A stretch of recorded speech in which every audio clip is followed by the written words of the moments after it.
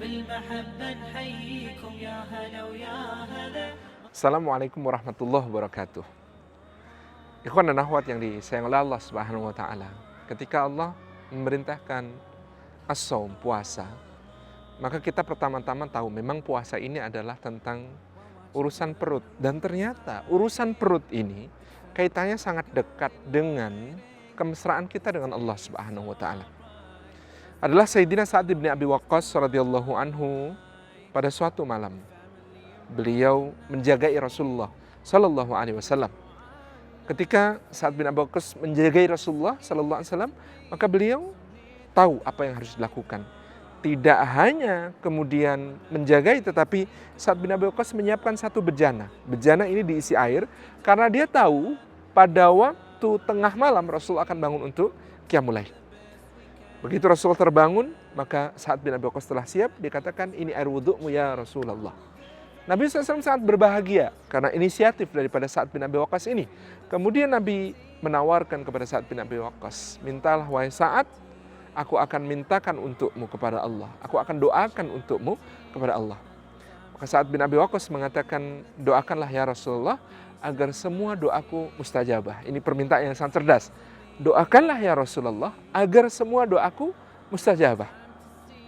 Maka Nabi SAW mengatakan kepadanya, bantulah aku wahai Sa'ad dengan memperbaiki makananmu. Apa hubungannya makanan ini dengan doa? Rasulullah SAW pernah menjelaskan ketika membacakan ayat untuk para nabi dan juga ayat untuk semua manusia. Ya ayuhan nas, kulu mimma razaqnakum halalan thayyibah.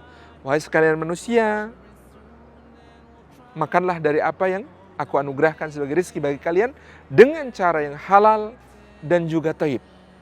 Nabi SAW menceritakan ada seseorang ini dalam keadaan safar, seseorang ini dalam keadaan berpuasa, seseorang ini dalam keadaan mengangkat tangan ke langit dan terdolimi karena baru saja dirampok di tengah perjalanannya di padang pasir.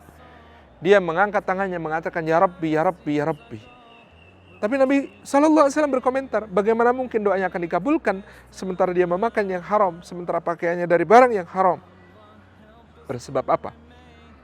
Sebenarnya lelaki ini, safar itu salah satu pintu mustajabnya doa. Puasa itu salah satu pintu mustajabnya doa. Mengangkat tangan ke langit salah satu pintu mustajabnya doa. Dan orang yang terzalimi, bagaimana dia tidak ada batas antara dia, tidak ada hijab antara dia dengan Allah Subhanahu wa taala. Tetapi semuanya batal diijabah oleh Allah.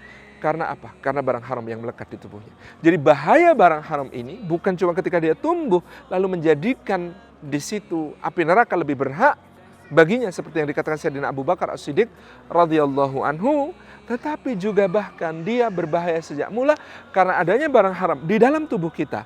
Ini menghalangi kemesraan kita dengan Allah Subhanahu wa taala. Jadi ketika kita kemudian menjadikan Ramadan ini wahana untuk melatih kita supaya kita berada di tingkatan menjaga diri dari yang haram dan yang syubhat, kita berkomitmen hanya kepada yang halal dalam konsumsi kita. Ini salah satu target Ramadan yang paling penting yang harus kita ambil, yaitu menjadi seseorang yang menjaga dirinya dari yang haram dan yang syubhat. Halal. Dan halal ini Masya Allah ternyata bukan hanya seruan untuk orang mukmin. Meskipun orang mukmin yang paling berhak untuk mengambil seruan itu, halal ini adalah seruan untuk seluruh manusia. Maka benar kampanye rekan-rekan kita di Eropa, di Amerika, di Australia, mereka tidak mengkampanyekan halal sebagai semata-mata muslim meal, tetapi halal adalah high quality foods, makanan berkualitas tinggi, sembelihan dengan cara yang paling baik, tidak menyiksa hewannya, dengan sekali potong mengeluarkan semua darahnya sehingga daging yang dihasilkan adalah fresh meat yang paling bagus. Demikian pula dengan berbagai macam perlakuan terhadap panganan-panganan yang lain, makanan-makanan yang lain. Halal adalah high quality food. Halal adalah sebuah standar tinggi yang harus dimiliki semua manusia. Dakwah kita sebagai muslim mendakwakan yang halal. Sebelum itu tentu saja kita sebagai mukmin adalah yang paling pertama-tama berhak untuk menjadi yang hidup dengan kehalalan. Karena halal adalah kemesraan dengan Allah Subhanahu wa taala. Terima kasih. Assalamualaikum warahmatullahi wabarakatuh.